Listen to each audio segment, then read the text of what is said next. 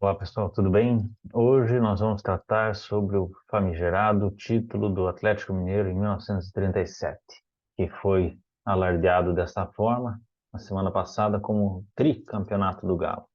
Inclusive lá na Arena MRV os caras fizeram um foguetório, show pirotécnico, né? Para comemorar esse título. Mas em verdade é que eles já vinham pleiteando, né? A partir ali, sobretudo de 2010, quando do reconhecimento da Taça Brasil e Roberto Gomes Pedrosa como campeonatos brasileiros, o Galo trouxe também essa pauta, né? Então não é da noite para o dia que eles afirmavam isso, porém torna ainda mais cômico, né? O que eu vou falar tudo aqui hoje, a forma como eles comemoraram, né? Coisa que nenhum dos outros clubes havia feito. Palmeiras, Santos e além de Cruzeiro, Bahia e Botafogo que ganharam um cada um quando desse reconhecimento dos torneios anteriores. Aqui no canal nós temos já um vídeo cuja pergunta é: quem é o maior campeão brasileiro? Né? Vai aparecer para vocês ao final do vídeo, este vídeo que eu gravei em 2021, e tem um adendo a ele também, mas há uma série de outros vídeos nos quais eu discuto, né, e descrevo os fatos históricos acerca das evoluções do futebol brasileiro, no calendário do futebol brasileiro, sobretudo, né? Então, tem um vídeo, por exemplo, especial acerca da Libertadores, né? Os clubes brasileiros não davam bola para a Libertadores, que é um mito que foi propagado ao longo dos tempos. Há vídeos em que eu discuto sobre o jejum do Corinthians e o jejum do São Paulo, então ali eu também trago vários fatos relativos aí a campeonatos anteriores, entre outros tantos vídeos que eu vou colocar para vocês aí na descrição deste vídeo, né? Vocês podem acompanhar ali uma série de links que eu vou colocar. Mas o mais importante seria, e mais aprofundado, porque ali eu tratei, né, da Taça Brasil e do Roberto Gomes Pedrosa, nesse vídeo quem é o maior campeão brasileiro. Então, resumindo, eu vou dar minha visão acerca desses campeonatos anteriores, né, e vou trazer mais alguns elementos que lá naquele vídeo eu não havia colocado, porém, de forma aprofundada, a minha discussão e a minha opinião acerca desses reconhecimentos de 2010, você pode acompanhar lá. Então, de forma resumida, eu não entendo absolutamente que a Taça Brasil possa e deva ser chamada de Campeonato Brasileiro. Absolutamente, né? O campeonato que aconteceu entre 1959 e 68, a chamada Taça Brasil, teve critérios, regras peculiares e particulares. O intento original dela foi dar uma vaga a um clube brasileiro na Libertadores, porque até então nós não tínhamos um representante efetivo nacional, né? E quando da criação da Libertadores, portanto, cada país, cada confederação deveria mandar o representante, que seria o seu campeão nacional. E o Brasil não tinha alguém para fazê-lo, então, através da Taça Brasil que foi feito. Há uma série de outros pontos importantes para nós pensarmos, sobretudo o fato de que os clubes cariocas e paulistas eles entravam na semifinal. Tem gente que compara com o atual formato do Mundial de Clubes, porque justamente isso mostra a dificuldade maior que era, né, os campeonatos estaduais do Rio de Janeiro e de São Paulo. Isso legitima, de certa forma, que assim fosse feito, ok, beleza, mas o ponto nosso é como comparar uma competição dessa longevidade, né, dessa distância, dessa dificuldade, dessa quantidade de jogos e deslocamento para com a ideia do Campeonato Brasileiro, né? Então, o principal ponto é a Taça Brasil não pode ser chamada de Campeonato Brasileiro a partir dessa observação. E eu trouxe ali um outro elemento importante, que era o fato de que o torneio Rio-São Paulo, hoje assim chamado, na verdade, o seu nome é o Torneio Roberto Gomes Pedrosa, portanto, o Robertão não começou, né, de 67 a 70, que foi assim reconhecido, né? Ele inclusive passa a mudar de nome, mas o Torneio Roberto Gomes Pedrosa continua sendo a alcunha oficial, né? Quando da criação da Taça Brasil, mesmo que o torneio, né, hoje vamos chamá-lo assim, Rio-São Paulo, o torneio Roberto Gomes Pedrosa original, mesmo que ele não desse a vaga para Libertadores e, por questão óbvia, ele abrangesse apenas dois estados, Rio de Janeiro e São Paulo, ele era visto, considerado e reconhecido como sendo o campeonato de mais alto índice técnico disputado no Brasil. Houve tentativas de Rio-São Paulo, e se você buscar aí, né, na lista de campeões, você vai ver lá, já em 33, né, quando foi disputado os campeonatos do Rio e de São Paulo em paralelo, as pontuações, então uma espécie de que simbolicamente era assim. Houve uma nova tentativa em 40, em que o torneio acabou terminando muito antes de evoluir para fases finais. Em 42 nós tivemos um torneio interessantíssimo com a Quina de Asas, Quinela de Ouro, né? Dois do Rio e três de São Paulo. Mas efetivamente o torneio Roberto Gomes Pedrosa, a concepção desse torneio é em 1950. E neste período, os clubes que venciam esse campeonato eram chamados de campeões do Brasil, campeões nacionais, campeões brasileiros. Eu vou colocar para vocês aqui duas imagens referentes ao Sport Clube Corinthians Paulista, né? Primeira delas, em 1953, o jornal Mundo Esportivo. Os jogadores corintianos, inclusive, utilizaram a faixa, né? Você pode ver boa parte da galera daquele time histórico do Corinthians, né? Que foi vencedor do chamado Campeonato do Quarto Centenário, um time absolutamente histórico, com conquistas internacionais, né?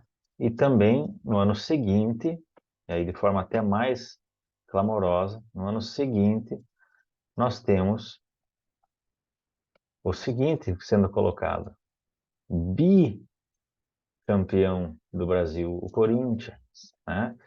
E aqui, leem as biografias dos líderes do Roberto Gomes Pedrosa. Portanto, a alcunha Roberto Gomes Pedrosa está aqui, a ideia de campeão do Brasil está aqui, bicampeão, né? Porque nós estamos em 54, vê que são outros jogadores, né? Alguns diferentes, mas também ostentando a faixa, né? O gigantesco Luizinho Polegar aqui, vocês podem ver.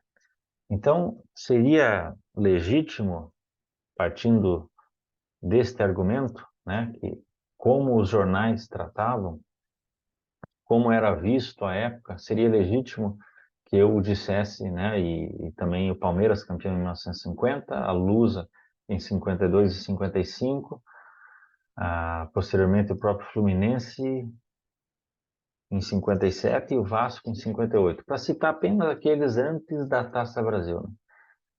Seria legítimo, portanto, que esses clubes pleiteassem o reconhecimento de tal título como Campeonato Brasileiro, porque os jornais assim o chamavam, e era o campeonato único, na verdade, o único grande torneio, campeonato, disputa nessa época, né, nos anos 50, que reunia diferentes estados e, na verdade, reunia as equipes de maior popularidade, as equipes de mais representatividade técnica, né? Na seleção brasileira estavam todos os caras do Rio São Paulo, né? Para nós falarmos assim, na seleção de 50, 54, 58, essencialmente era uma seleção Rio-São Paulo, tendendo ainda para o Rio, né? Então, por que que nós não deveríamos considerar? O argumento para que não sejam considerados é o fato de que eram apenas dois estados. Beleza, eu não acho que Rio-São Paulo devesse ser considerado Campeonato Brasileiro, mas eu não acho que nenhum desses que foi unificado deve, né? Então, eu estou sendo, você pode discordar de mim, eu estou sendo coerente, que na verdade eu não estou pleiteando XYZ, o time que eu torço sim, o time rival não, né? Vamos lá para alguns pontos importantes, né? Só para fechar parênteses, nesse período do Rio-São Paulo, você tinha os quatro do Rio e os quatro de São Paulo, mas também um quinto clube de cada estado, né? A Portuguesa, praticamente em todos as edições, até 65 participou, né? E ela participaria também do Roberto Gomes Pedrosa quando incorporadas outras federações. Então, a Portuguesa sempre em São Paulo e no Rio, na maioria das vezes o América, mas algumas vezes o Bangu e uma vez numa edição o Olaria foi representante. né? Então, nós tivemos aí, notadamente, na grande maioria dos campeonatos Rio-São Paulo disputado ali nesse período, 10 equipes, 5 do Rio, 5 de São Paulo. Então, a Taça Brasil, para mim, ela não deve ser considerada, sobretudo pelo formato, pelo fato de que ela não era o principal campeonato do Brasil, no sentido técnico, né? E porque ela teve, né, uma vida de 10 anos, sendo que nos últimos 2 anos, sobretudo nos últimos 2 anos, uma desidratação gigantesca, né? Ela foi perdendo cada vez mais credibilidade e, sobretudo, a notoriedade. É lógico que o critério para a participação dela era que fossem os campeões estaduais de cada federação estadual assim representada, né? Motivo esse pelo qual o Corinthians nunca participou, o São Paulo também não, né? Coincidiu os períodos de jejum deles na Taça Brasil. Você tem, por outro lado, que o Inter, salvo engano, participou uma vez, o Flamengo outras duas, apenas poucas participações de clubes de muita representatividade. O que demonstra, na verdade, que como para você disputar a Taça Brasil você teria que vencer, né, o campeonato estadual, não se tinha um privilegiar ou priorizar ou dar valor para a Taça Brasil. É o mesmo pensamento que eu expresso com relação à Libertadores, né? Se até lá, final dos anos 80, para você jogar a Libertadores, você tinha que ser campeão ou vice do Campeonato Brasileiro, né? Você não tinha vagas na Libertadores, você não tinha outros meios de chegar a ela, ela não era disputada amplamente. Então, não é que os times brasileiros não davam bola para a Libertadores, e sim que para você chegar na Libertadores, você tinha que chegar na final do Campeonato Brasileiro. Portanto, qualquer clube que falhasse numa semifinal, ele, o ano que vem, o ano seguinte, ele não estaria disputando a Libertadores, por razão lógica. Então, não é que os estaduais valiam mais, que a Libertadores era vista assim assado, né? Mentira, por exemplo, que os clubes brasileiros abdicavam de disputar, né? A única vez que um clube de fato brasileiro abdicou de disputar a Libertadores foi em 1967, em que o vice-campeão da Taça Brasil, Santos, né, que foi o ano em que ampliou para campeões e vices, que até então eram somente campeões, de 60 a 66 eram somente campeões, em que o Santos, ele de fato não foi, ele como vice da Taça Brasil não quis ir, mas o Cruzeiro foi. 68, né, o Palmeiras chegou à final, por exemplo, né? Então, por aí você vai vendo, e nesse vídeo da Libertadores eu amplio um pouco mais essa questão, de como era a participação dos clubes brasileiros na Libertadores. Com relação ao Roberto Gomes Pedrosa, os 4 títulos que foram reconhecidos, né, a saber Palmeiras 67, Santos 68, Palmeiras 69, Fluminense 70, há uma questão bem importante para nós colocarmos aqui, que eu, salvo engano, não trouxe, pelo menos com elementos visuais no vídeo anterior. Como eu disse, o torneio Roberto Gomes Pedrosa é desde 50, Rio-São Paulo. Mas em 66 nós tivemos aquele Rio-São Paulo bizarro, né, em que tem 4 campeões, né? 66 é o ano mais simbólico da desorganização do futebol brasileiro, né? Pelo fato de que o Rio-São Paulo terminou dessa forma melancólica, bizarra. Nós não tivemos nenhum representante na Libertadores daquele ano, por questão de tempo hábil mesmo. E a Copa do Mundo segue até hoje. Lógico que em 1930 também isso aconteceu, mas até hoje segue sendo a única Copa em que o Brasil foi eliminado na primeira fase, né? Um horror. Uma seleção que tinha 4 times em termos de volume, mas que não tinha nenhum time. A exemplo do que aconteceu em 2006, por exemplo. Então, esse é o resumo de quão absurdo estava a organização do Campeonato Brasileiro, né? Do futebol brasileiro, melhor dizendo. Ato falho. Em 67, devido a isso, a Federação Paulista de Futebol, que era quem organizava esse torneio desde sempre, tá? Isso é importante nós falarmos, porque desse nome, né, um dirigente paulista, e era a Federação Paulista de Futebol que organizava, não era a CBD, né? Então, em 67, continuou não sendo a CBD. E houve ali, vamos compartilhar mais uma imagem importante aqui, pessoal.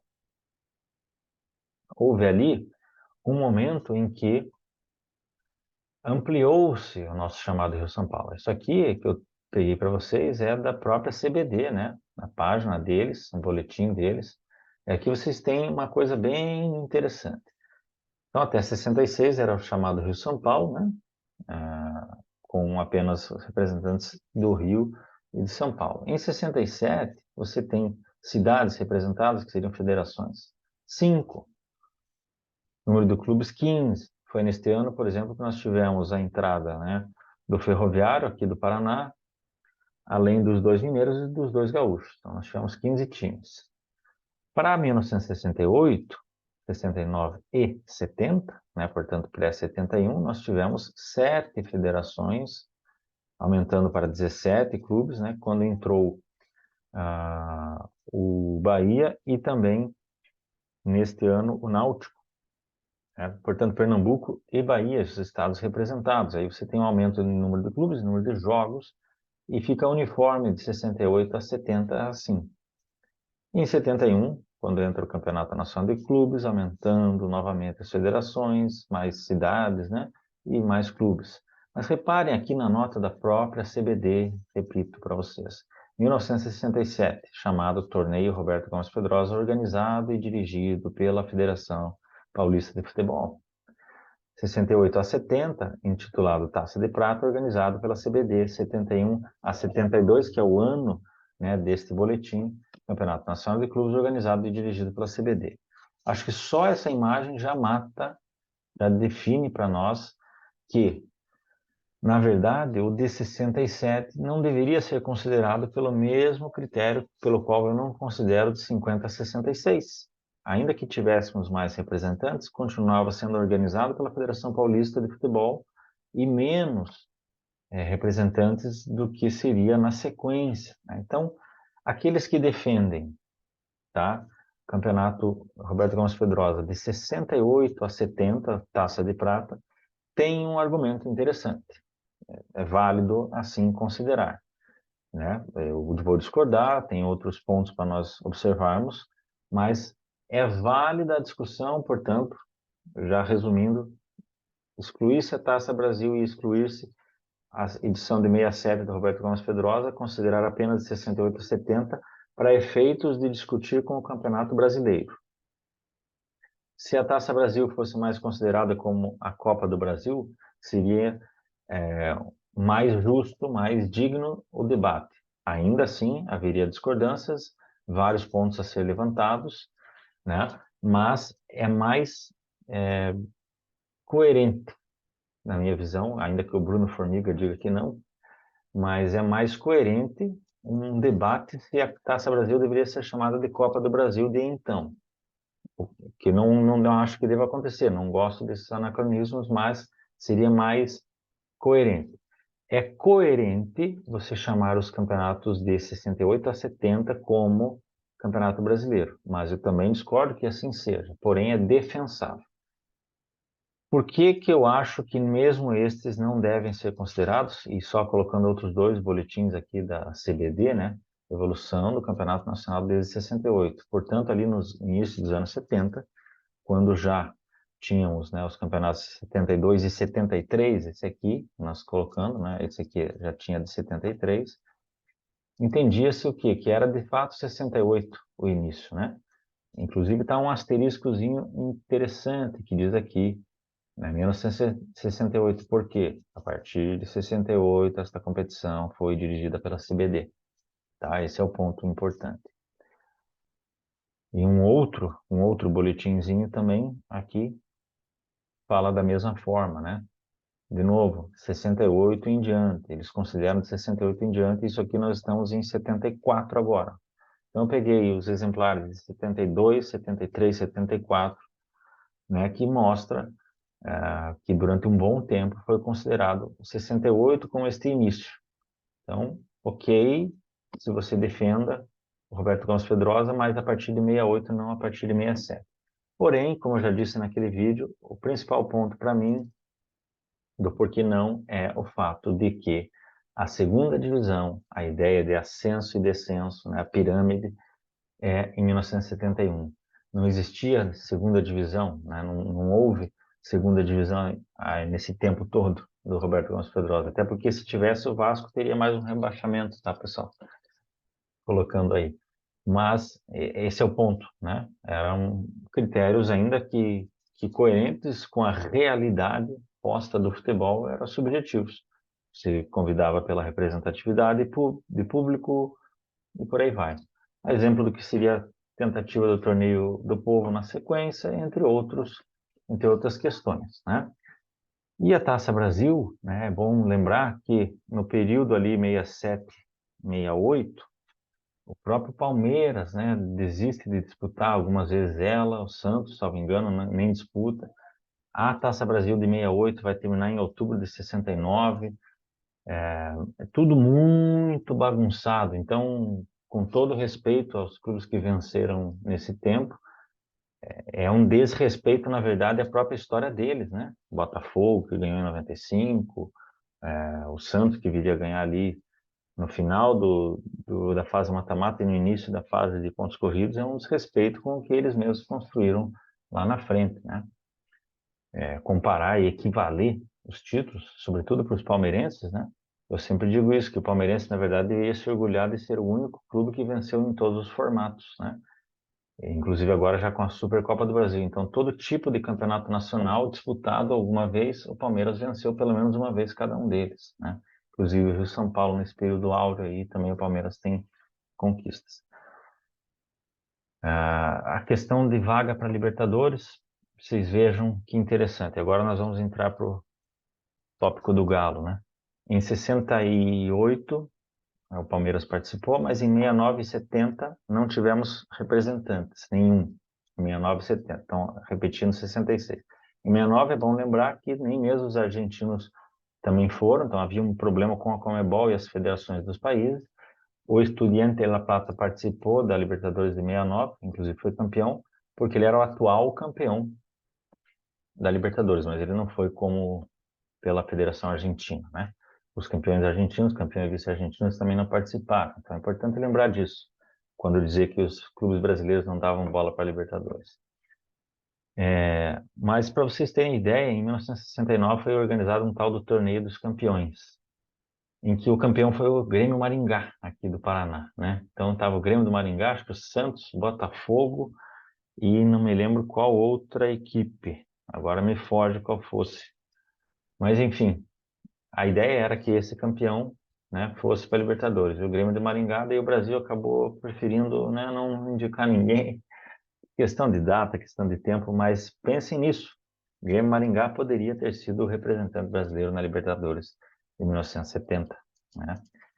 E outro ponto importante é justamente esse, né? A Taça de Prata de 1970 é que dá a vaga para o Fluminense e o Palmeiras, né? Campeão e vice da Taça de Prata 70 disputarem a Libertadores 71. Então, de fato, ali você já tinha todo o molde, faltando ainda essa ampliação, a criação da segunda divisão, a nomenclatura. Não é importante chamar de Copa Brasil, disso, daquilo, mas a questão de que o Campeonato Nacional de Clubes ele vem com o propósito diferente do que era chamado de Taça de Prata, chamado de Torneio Roberto Gomes Pedrosa, chamado de Taça Brasil, etc. O Campeonato Nacional de Clubes ele é em 1971, de fato, ele mudou várias vezes, ok, mas é a primeira vez em que veio essa proposta colocada, né? Então, a ampliação de federações, mas, sobretudo, a questão da segunda divisão é que coloca 71 para mim como de fato o início. Mas todos esses, mesmo as Taças Brasil, têm um quê de importante, né? Agora, o de 37 do Galo é realmente complicado de defender uma análise criteriosa, né? A começar pelo fato de que o Paulo Vinícius Coelho bem trouxe, né, na sua coluna que em 1920 havia acontecido o mesmo, semelhante, participando o Brasil de Pelotas, o Fluminense e o próprio Galo, talvez, não me lembro agora se era o próprio Galo, mas enfim, houve um torneio da mesma ideia desse de 37, que eram federações, campeões de tais estados, se juntaram, participaram, né, um pequeno torneio entre eles para ver qual era o campeão ali. E o PVC questiona na coluna, ok, Reconhece de 37, mas por que não de 20? Por força política. Ah, lembrei, o Atlético Paulistano, né?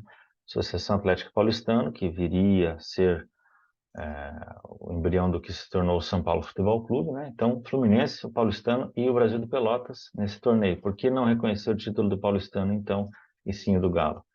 Apenas por mera questão política. Mas notem que interessante os participantes desse do Galo de 37.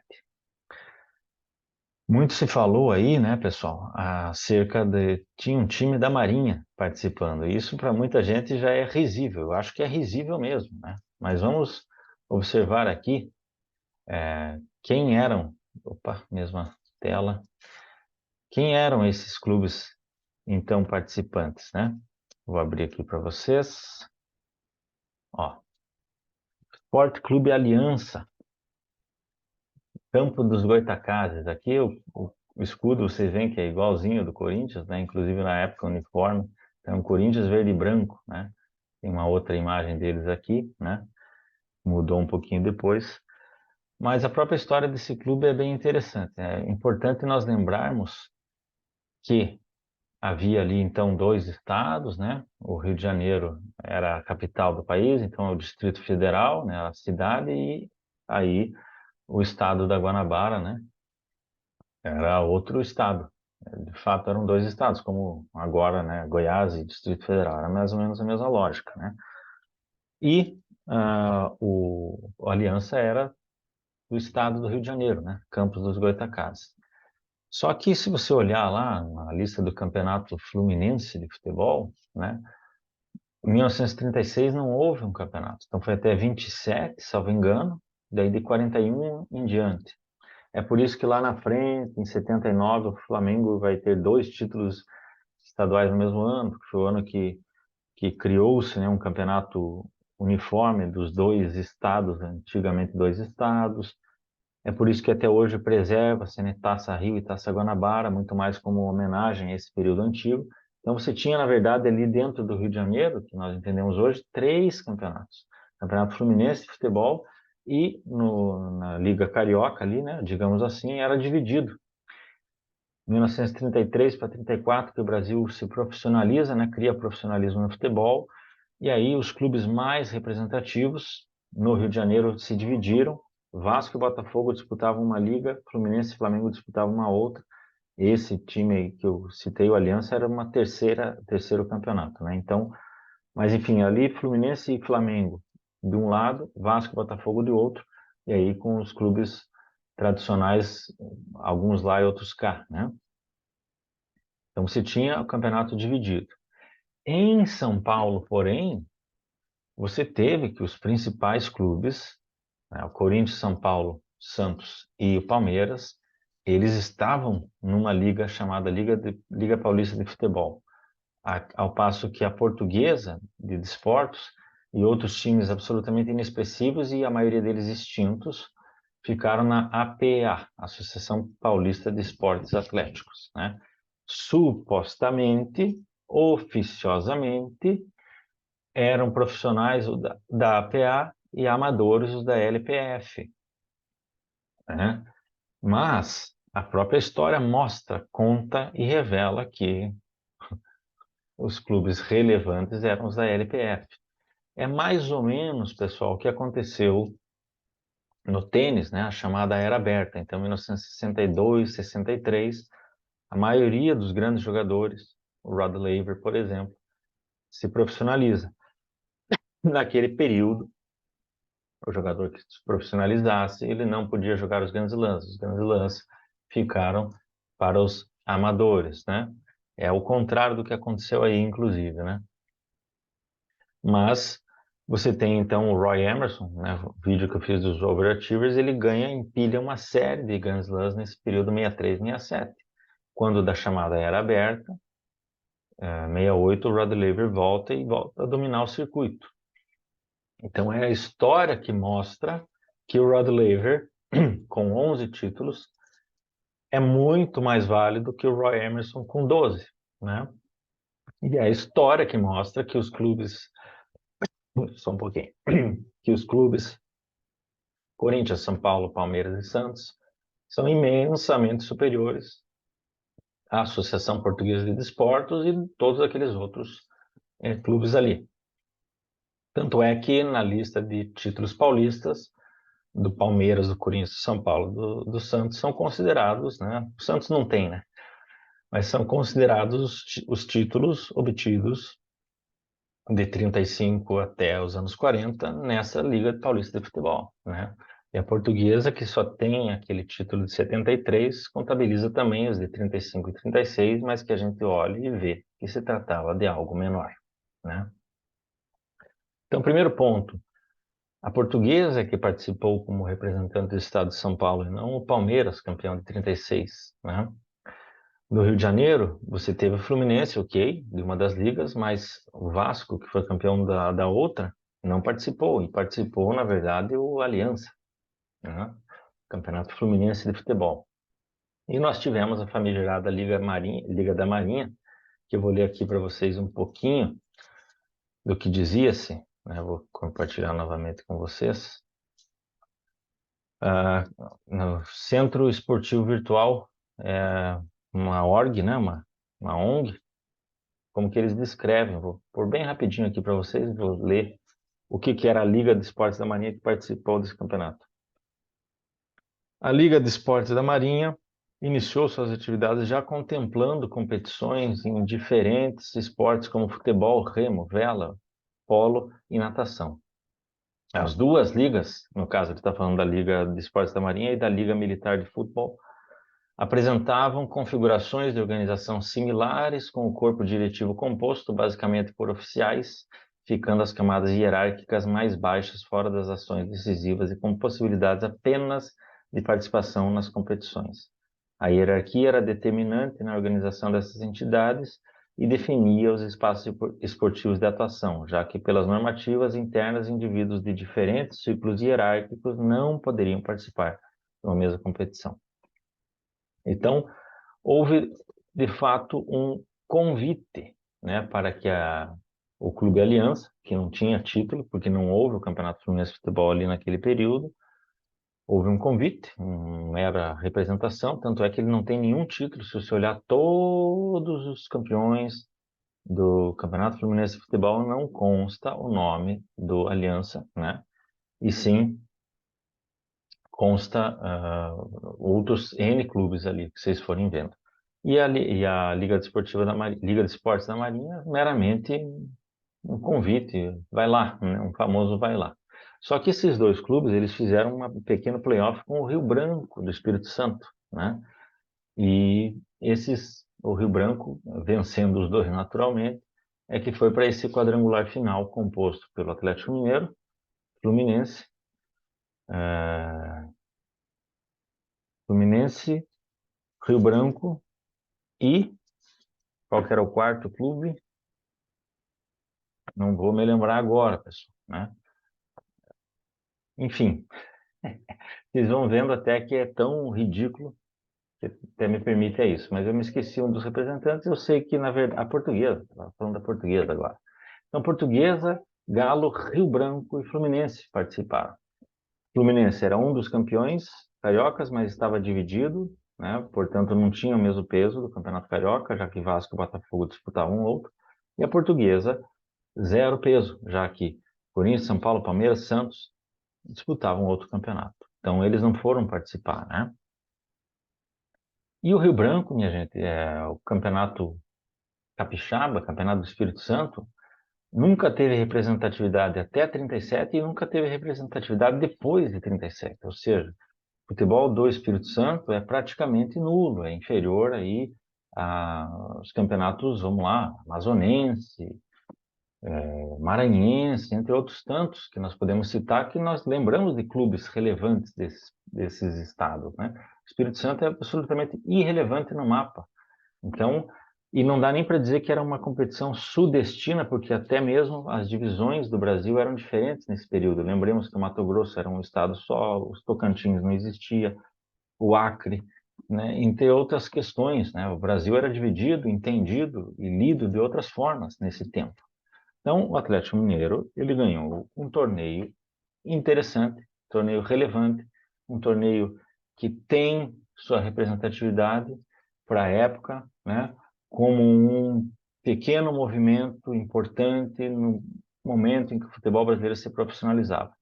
Mas nem de longe pode ser almejado como um campeonato brasileiro, né? Eu pus naquele outro vídeo também, para finalizar, durante os anos 20, começo dos anos 30, antes da profissionalização, portanto, havia um embate entre os campeões do Rio e de São Paulo, né? Para testar quem era o melhor, quem era o maior, quem era o mais forte, porque sabia-se que Rio e São Paulo eram isso, né? O Corinthians vence em 1930, e é daí por isso que ele usou, né, o hino Campeão dos Campeões, e o jornal grafava Corinthians, o campeão absoluto do Brasil. Então, além do Rio-São Paulo, esses torneios anteriores também, esses jogos de ida e volta, esse embate entre o campeão carioca e o campeão paulista, era para ver quem era o melhor, maior, mais forte do Brasil. É justo que se reconheça esses títulos também como campeonatos brasileiros? Obviamente que não. Então, legal para os atleticanos que acham que a chancela da CBF vai dizer algo a mais, mas é apenas o terceiro título da história do Galo, né? E a média se mantém, né? 37, depois vai em 71, depois em 21. Quem sabe ali por 2045, 2050, o Galo possa dizer que é tetracampeão brasileiro. Beleza, pessoal? Um abraço.